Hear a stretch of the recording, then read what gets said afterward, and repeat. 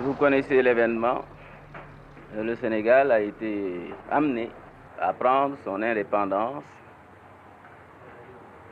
à quitter la Fédération du Mali. Nous ne renonçons pas à cet idéal-là, mais nous avons considéré que précisément pour réaliser ce regroupement, pour aller de l'avant, pour faire un jour l'unité africaine, il était indispensable que nous recouvrions d'abord notre liberté, notre indépendance. En présence de Dieu et devant la nation sénégalaise, je jure de remplir fidèlement la charge de président de la République du Sénégal.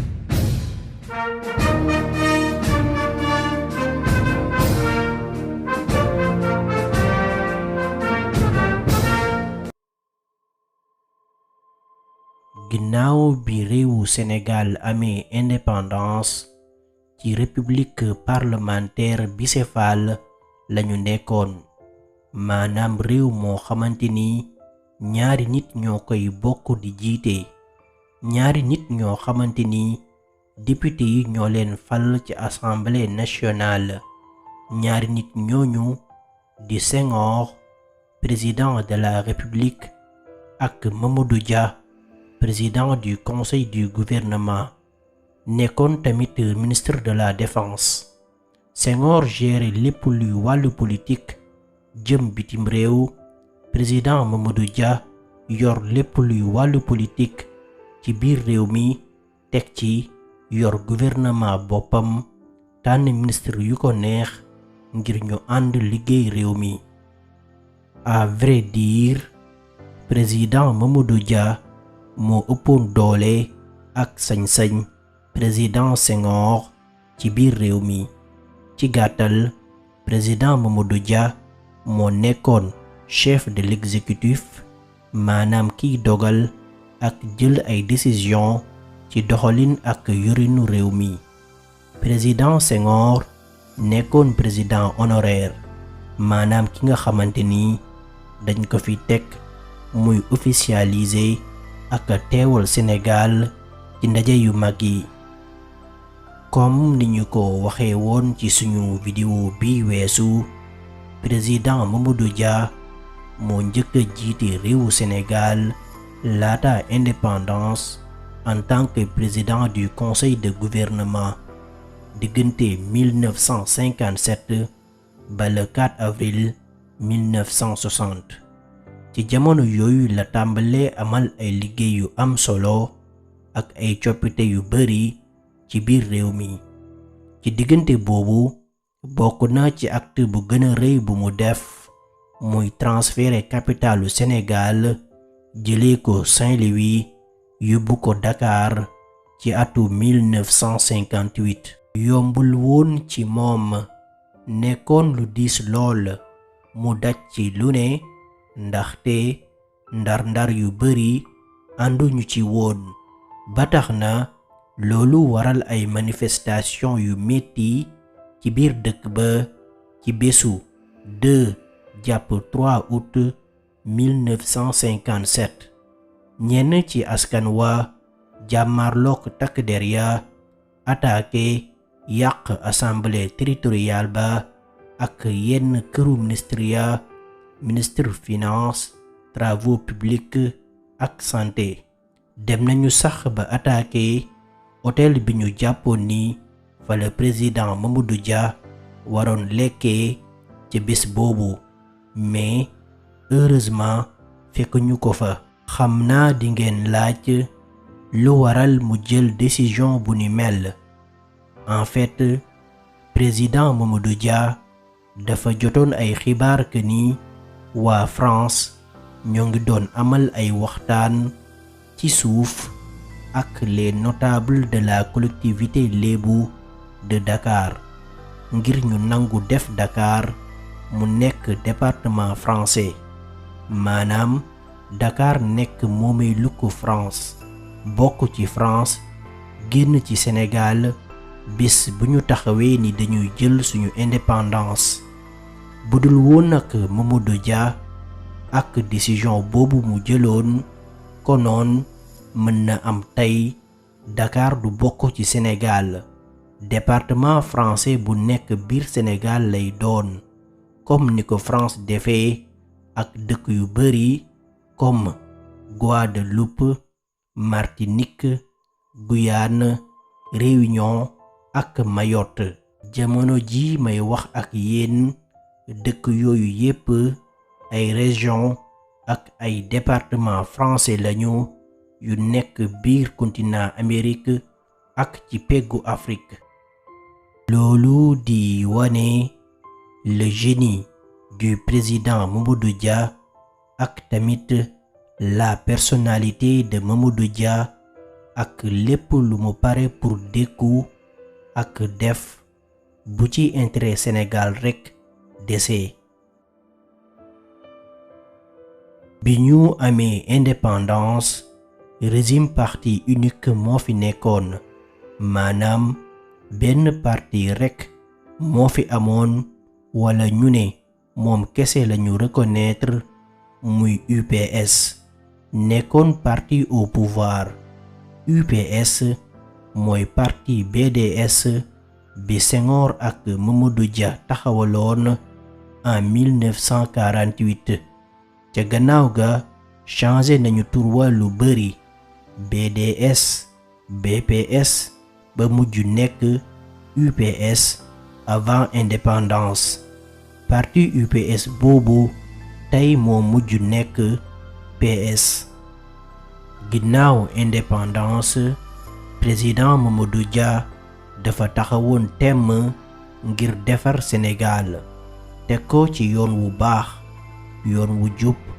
li mu bëggoon mooy réewu Sénégal moom boppam ci anam yépp muy ci wàllu politique ak économie ci wàllum politique président Mamadou Dia dafa mës a gëm ni pour que réew mi développé ak réew Afrique yépp dañu war a soppi lu bari ci yoon wi ñu tubaab yi rëddal ni fa la ñu war a jaar suñuy constitution suñuy texte dafa war a méngoo ak suñu doxalin ak suñuy réalité ñu bañ a def copier-coller nekk genre développement prêt-à-porter.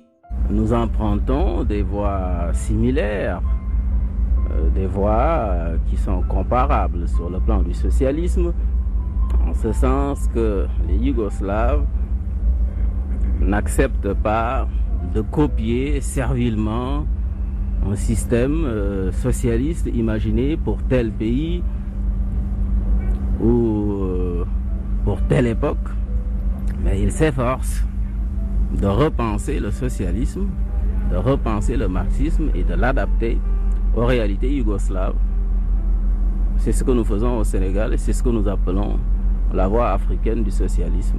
Naka noonu président Dia créé taxawal ay structure ak ay institutions yu bees yu bari comme ENAM, ENEA, Banque de développement pour le Sénégal ak yeneen yu bari bokkoon na ci ay yéeneem réew Afrique francophonie am seen monnaie bopp génn ci franc CFA taxawal benn banque pour Afrique ñu fexe aussi créer compagnie aérienne Air Afrique ngir relier yombal dem beeg dikk bi ci diggante réew yi. Bon, et c'est dans le cadre, n'est-ce pas, de ces restructurations nouvelles également, bon, que j'ai réfléchi aussi à des structures adéquates. Ainsi, il fallait une banque pour toute l'Afrique, de même que j'avais conçu une banque de développement pour le Sénégal. Je pensais qu'il fallait également quelque chose sur le plan africain. De même, pour l'histoire, des liaisons. Bon, aujourd'hui encore d'ailleurs c'est un problème. Les capitales africaines, n'est-ce pas, ne sont pas liées. Si vous prenez un avion pour aller au Cameroun, parfois il est plus facile de passer par l'Europe, n'est-ce pas, pour aller au Cameroun ou pour aller au Zaïre. D'où, n'est-ce pas, la création de Air Afrique. Et si Air Afrique avait véritablement joué son rôle, s'il s'était développé comme nous l'avions conçu, eh bien, je pense qu'aujourd'hui, ce serait autre chose. Malheureusement, je crois qu'il a manqué sa vocation. Même ci wàllu diine gi président Mamadou Dia dafa indi ay réforme ci ab programme bu mu tuddee Islam facteur de libération et du développement maanaam bu weesoo jàng alxuraan ak téere xam-xam yi ak di ko jàngale war nañu mën a sukkandiku ci islam defar jikko yi ak defar réew mi naka noonu président Dia daldi taxawal institut islamique de Dakar président Dia mooy ki njëkk a dugal njàngum arab ci école yi ndaxte dafa gis ni jullit ñu bari ci réew mi rawatina ñi nga xamante ni français képp lañu jàng dañu réere lu bari seen diine ak valeur yi muy def ci doomu aadama bi ndax ñàkk mën a liir ak jàng alxuraan xam li seen diine di wax pour ñi nga xamante ni jot nañu jàng alxuraan ak téere yi teg ci bëgg wéyal seen jàng ak yokk seen xam-xam ci mbooleemi xam-xam yi ci àdduna bi président Dia da leen daan may ay bourse ngir ñu dem jàngi ci réew yu ci mel ni Maroc, Algérie, Égypte ak Arabie Saoudite. Et pour cela, il fallait une réforme. Il fallait que les musulmans, n'est-ce pas, du Sénégal, d'abord, sachent ce que c'est que la religion musulmane. Et pour cela, par conséquent, il fallait une certaine éducation islamique. Donc, mon projet, c'était d'insister sur cette éducation islamique. D'où la décision que j'avais prise d'introduire l'enseignement de l'arabe à titre facultatif dans les écoles primaires et même dans les lycées, alors que juste là, n'est-ce pas, l'enseignement de l'arabe était proscrit. Deuxièmement, accorder également des bourses dans les pays musulmans, Maroc, Algérie, au Caire, en Arabie Saoudite, etc., de façon à former des cadres qui soient capables ensuite de venir ici vraiment pour enseigner l'esprit de l'islam et former des gens, n'est-ce pas, à l'éducation, à la culture islamique. Cette réforme allait toucher également un certain nombre de structures sur le plan local. Président Mamadou Dia bëggoon na tamit tere fi njaayum sàngara ak prostitution maanaam jigéen ñi jaay seen bopp bokkoon na tamit ci ay yéeneem taxawal fi benn kuréel buñ duppee conseil supérieur islamique di kuréel boo xamante ni day boole mbooleem tarixa yi ñuy caytu wàllum umra ak aji màkka wàllum séntu weer ak yeneen ngir dindi wala wàññi réeroo gi ci diggante jullit ñi fii ci réew mi waaye lu ni mel mujjul antu président Mamadou Dia dafa daan wàcc sur le terrain di dem fu nekk ci biir réew mi jege lool askan wi ngir xam seeni jafe-jafe teg ci di ci def lu mu mën ànd ci ak rigueur moom ak ay ministram kenn ci ñoom ñi mi wutoon a sàcc wala luubal xaalisu askan wi wala sax wane ak tayel ci seen liggéey li mu gëmoon mooy liggéey bu wóor bu set bañ a ànd ak benn tappale bu jaree dem bitim réew ngir njariñu réew mi ak liggéeyal réewam da ko daan def ànd ci ak fulla bu mat sëkk ci kanamu tubaab yi sans complexer. Je compte avoir des conversations privées avec le général de Gaulle. Il faudra que je retourne rapidement à Dakar pour préparer mon prochain voyage à l'ONU. Pour le moment, le Sénégal se porte bien.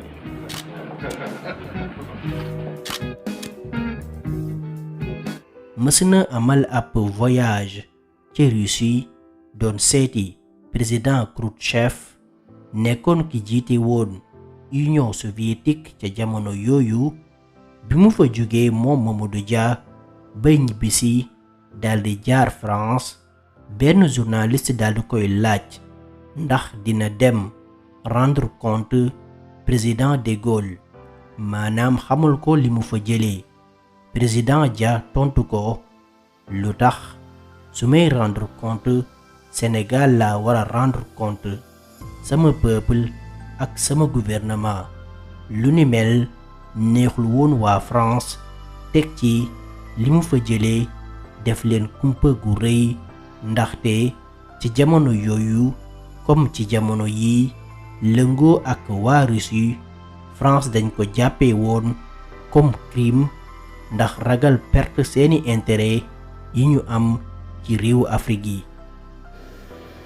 Une autre orientation de la politique sur le plan international, il faut quand même pas se contenter de relations avec la France, il faut diversifier les relations. A nyugat-afrikai Dakarból indult európai körútra a Szenegál köztársaság kormányküldöttsége. C'est dans ce moment-là que j'ai donc entrepris cette tournée sur l'invitation des différents pays de l'Est qui suivaient pas à pas la politique que je menais au Sénégal et qui leur était sympathique. Je crois que ce succès, cette orientation vers l'Est aussi, c'est une des choses qui sont aussi à la base de la crise de 1962.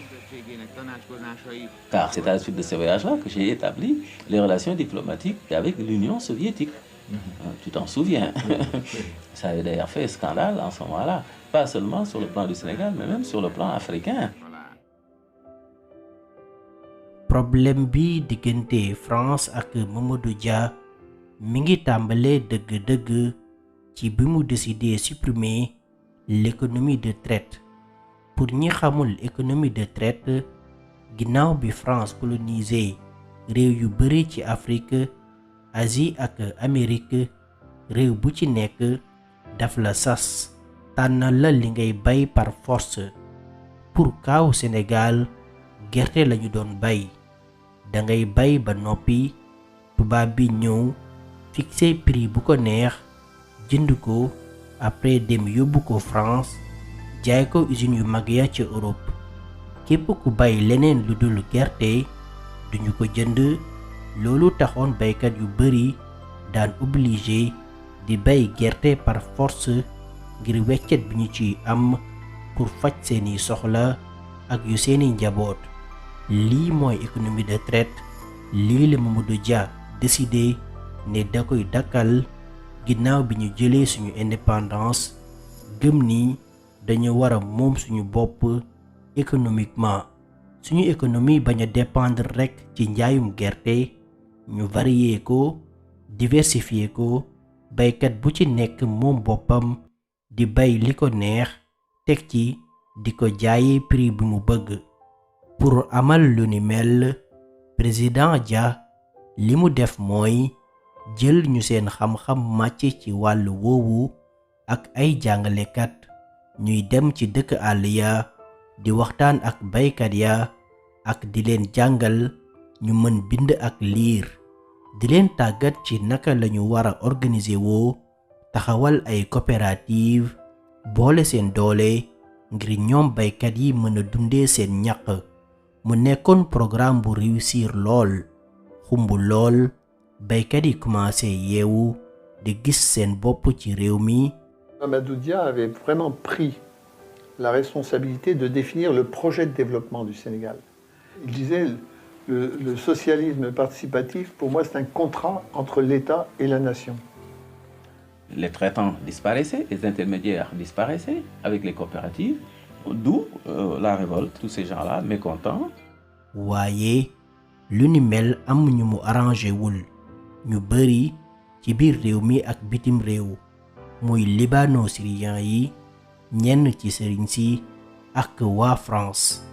Il fallait supprimer, liquider complètement l'économie de traite au Sénégal, faire disparaître les intermédiaires, pas seulement les intermédiaires locaux, qui étaient les traitants sénégalais, mais également les intermédiaires étrangers, les libano-syriens d'un côté, et puis aussi les éléments français et autres qui avait la haute main sur toute l'économie sénégalaise. Évidemment, l'application d'un tel programme n'était pas de nature à plaire, et évidemment, cela m'a valu toute une coalition d'intérêts. Libano Syriens yi ñoo yoroon presque économie réew mi gerte gi seeni loxo la daan jaar bu jógee bitim réew di dugg suñu réew. Chambre de commerce bu Dakar nga xamante ni ñoo daan fixé prix yi, président bi ci boppam français la woon. teg ci ñu ci ëpp ci ñi fa daan liggéeyee ay tubaab lañu woon yu fa daan teewal usine yu mag ya ca France te ñu bari woon doole lool.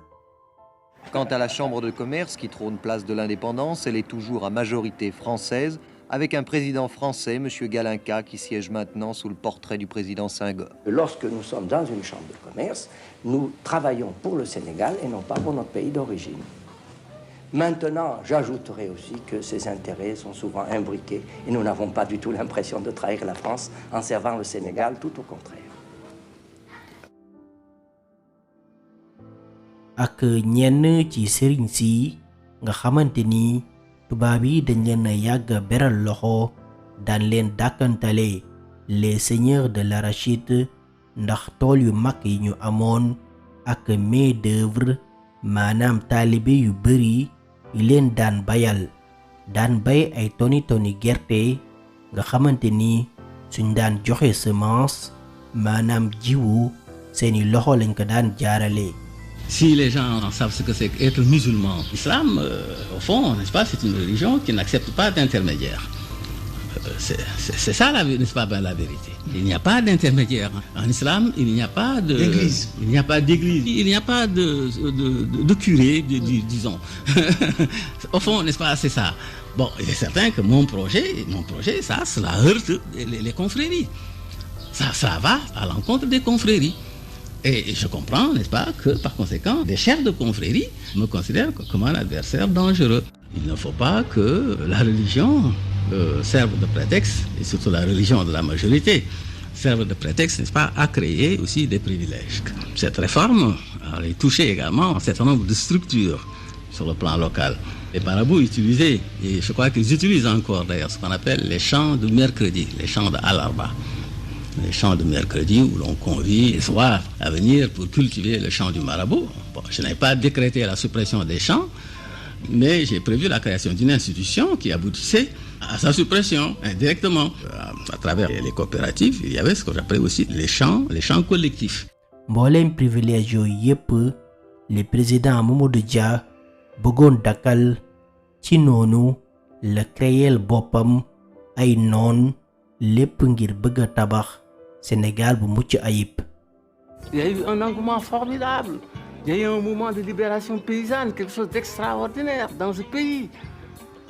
J'avais réussi, n'est-ce pas, vraiment à mettre au pas toute la classe maraboutique, les syndicats, les fonctionnaires, à l'époque, qui étaient tout puissants dans ce pays.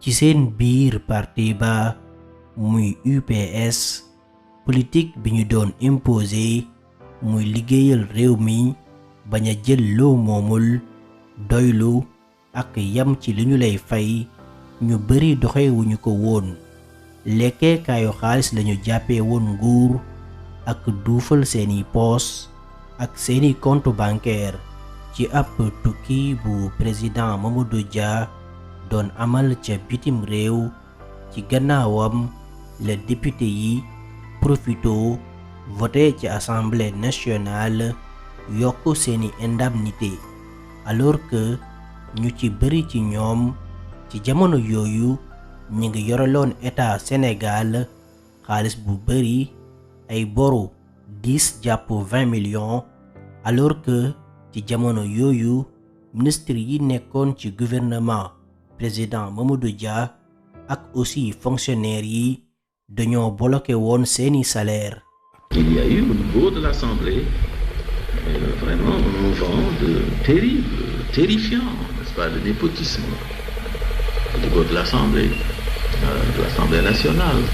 les députés qui profitent de mon absence pour se faire voter une augmentation de leur indemnité, alors que nous avions bloqué les salaires des fonctionnaires, les salaires des ministres. Bon, et lui, ça, et puis alors, il avait approuvé. Quand je suis rentré, j'ai demandé un conseil exécutif pour faire rapporter ces mesures. Bon. Et puis, il y avait des députés qui avaient contracté des dettes importantes auprès des anciennes SMDR, 10 millions, 20 millions, qu'ils ne payaient pas. Bon, j'exigeais le remboursement de ces dettes. rax ci dolli député yu ci bëri dañ daan jënd ay actions ci ay société anonyme di wutal seeni jabar ak seeni doom aussi te lu ni mel dañu ko tere woon ci seen parti ba. xam naa di ngeen laaj ana président Senghor bi lii yépp doon xew. bi lii yépp di xew président Senghor lu ci ëpp mi ngi woon bitim réew di nas ak a nocci di yëg lépp di gis lépp teg ci sax ànd ci ak ñoom ndaxte àndul woon ci politique économique bu Mamadou Dia. Alors, un an après, il faudra pas plus d'un an, bon, pour qu'il trouve que c'est pas tout à fait ça. Il est vrai que, bon, j'avais les pouvoirs, c'est moi qui avais les pouvoirs, mais ça, il l'avait voulu. C'était avec son accord, c'était même sur sa proposition. Bon, j'avais les responsabilités. Et les mesures impopulaires aussi, c'est moi aussi, n'est-ce pas, bon, qui les endossais, qui les assumais. Bon, mais il était tout à fait normal aussi bon, qu'on parle aussi de moi. Non seulement à l'intérieur du Sénégal, mais au dehors, à l'extérieur également. Bon, quand dans les conférences de chefs d'État et de gouvernement, bon, c'est quand même moi qui avait le dernier mot en tant que président du Conseil, nanti du pouvoir. N'est-ce pas? C'est moi qui avais le dernier mot. Bon, je crois que ça, ce sont des choses qui certainement m'ont dû beaucoup gêner après. Ensuite, sur le plan extérieur, bon, quand les gens invitaient le gouvernement du Sénégal, bon, ils invitaient surtout le président du Conseil, un peu moins que le chef de l'État, parce que bon, quand ils voulaient négocier, discuter d'accord, etc., ils savaient que c'était le président du Conseil qui avait les pouvoirs. Bi président Mamadou Dia demee ba sonn ci xiiroo ak ŋaayoo bu ni mel ci biir parti ba dafa dem France fekk fa Senghor ngir amal ak moom waxtaan en tant que ñaari leaderu parti ba en tant que ñaari njiitu réew mi ci weeru novembre 1962 président Mamadou Dia xamal ko ni mën na démissionner bàyyi nguur gi bu ko jaree ngir intérêt réew mi ñu jógee ci régime parlementaire bicéphale dem ci régime présidentiel maanaam régime boo xamante ni benn président lay am président de la république moo yor daanaka pouvoir yépp di buum ak bumi comme tey ni réew mi di doxee waaye li ko président Senghor tontu mooy bul ko xalaat sax yow amul dara lu ma la mën a reprocher yaa ngi def liggéey bu am solo waaye ñenn ci say ministre yi neexuñu ma dama bëgg nga dàq leen ku ci mel ni Oubey Diop mënuma liggéey ak moom ku ci mel ni Joseph Mbaye ak Valdiodio Ndiaye dama bëgg nga changer seen poste ministre yi. J'étais prêt à me retirer et même à lui faciliter les choses puisque je me chargeais moi-même de défendre, si c'était la question du régime, de défendre bon, le régime présidentiel devant le parti et devant le pays si c'était nécessaire. Alors tu m'as dit, il n'était pas question. Et ça c'était en 62. En 62 En 62, peut-être un mois ou 2 mois avant les événements. Il m'a dit, pas question. Nous complétons. Je ne peux pas, le travail que tu fais, tu ne peux pas le faire. J'ai déjà eu l'occasion de te le dire.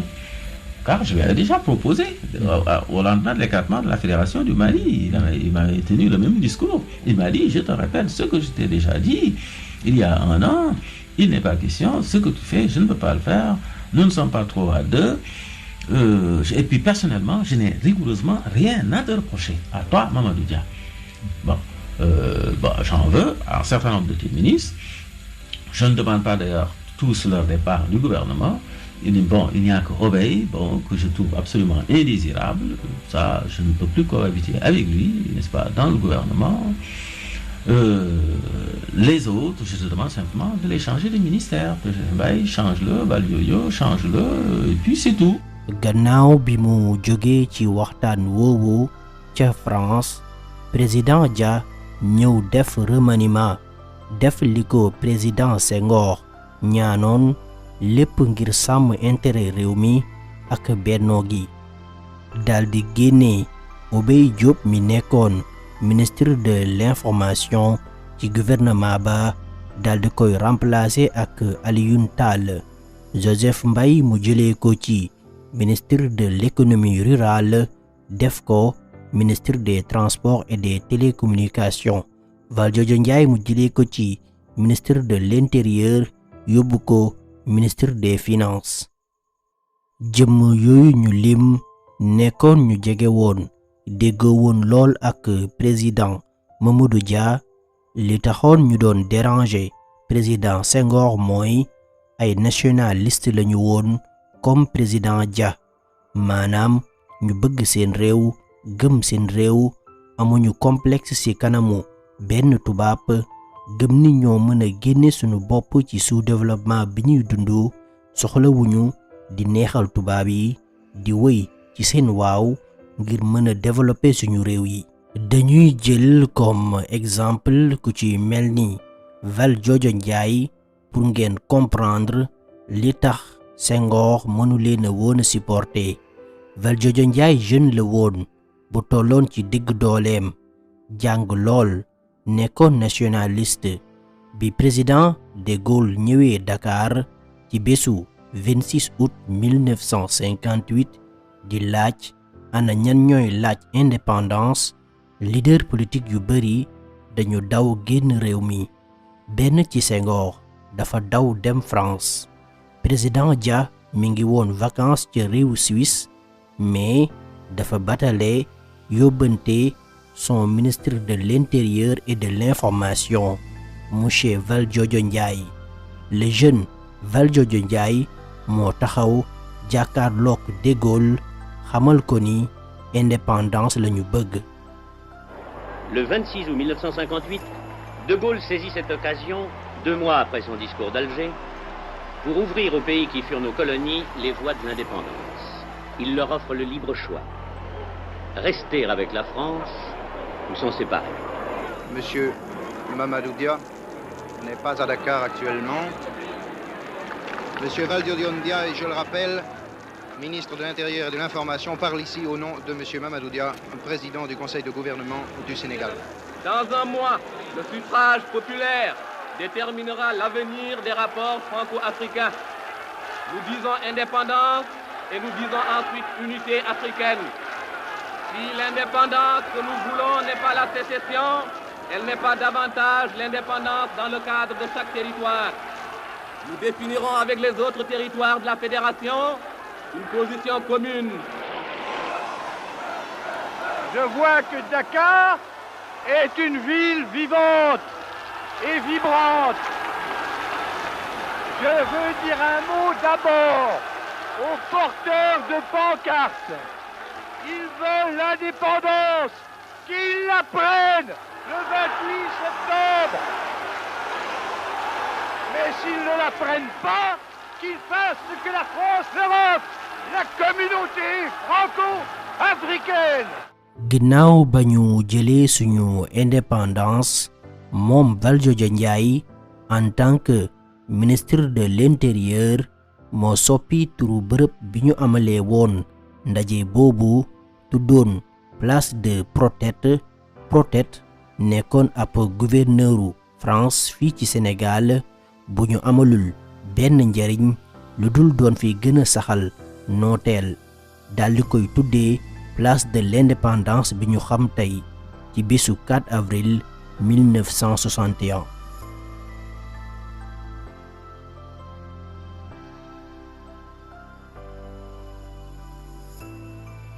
ngeen gis ni jëmm yu mel ni moom mënuñu woon a neex ku mel ni président Senghor ndax moom Senghor ci boppam gannaaw ñëwuk de Gaulle bi ñu demee référendum ngir voter ndax dañuy jël suñu indépendance am déet moom Senghor oui la voté woon oui mooy bëgguñu indépendance dañuy wëy di ànd ak waa France ba ci kanam ba ñuy mën a demal suñu bopp alors que ñoom waa parti ba ñépp dañu àndoon ci ne non lañuy voté maanaam dañuy jël suñu indépendance immédiate tàqaliko ak France lu ni mel Senghor moo ko xamal président Mamadou Dia ay weer gannaaw bi référendum bi jàllee mu metti woon lool président Mamadou Dia mu jàppee woon ko ab benn xeetu wor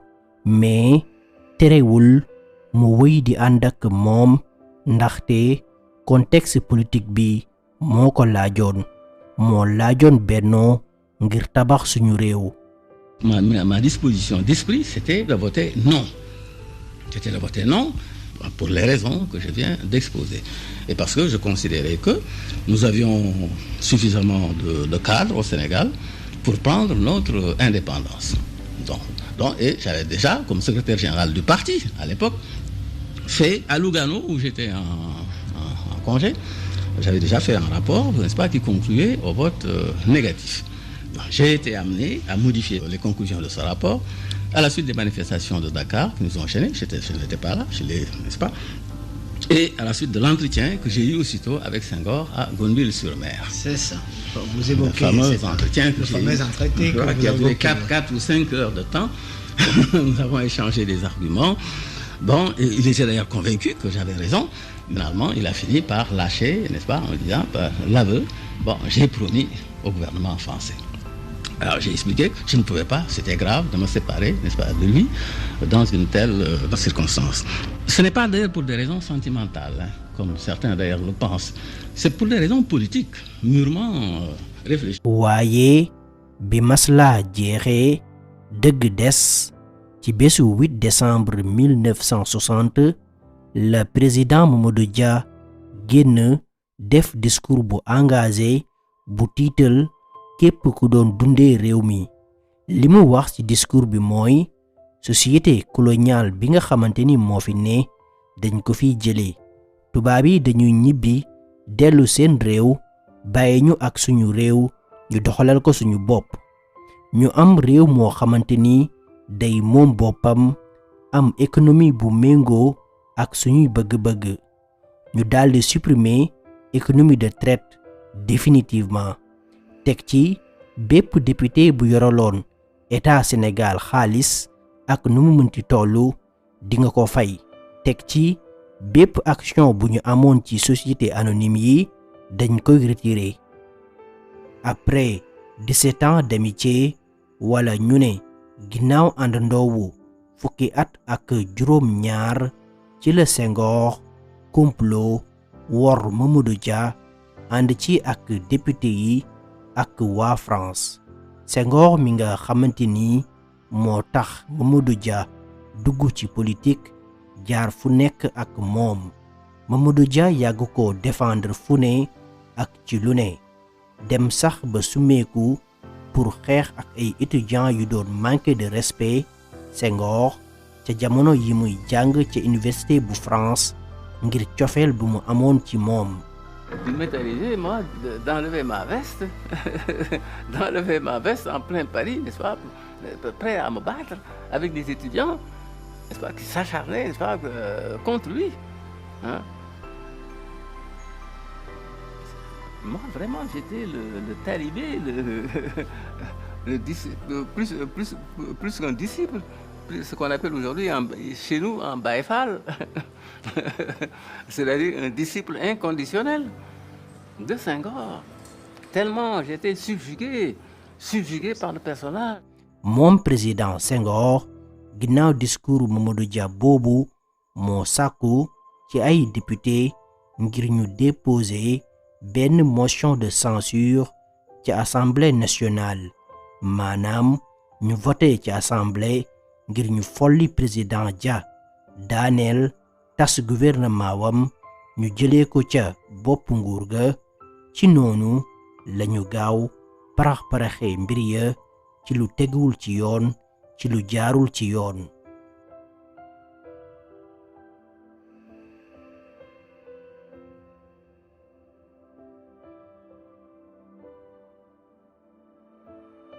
ci bésu 18 décembre 1962 lañu fekk président Mamadou Dia ca këram jàpp ko comme kuy jàpp defkatu ñaawteef mënoote ko yóbbu moom ak ñeent ci ay ministram ca gannaaw ga ñu àtte ko war ko tëj giiru dundam.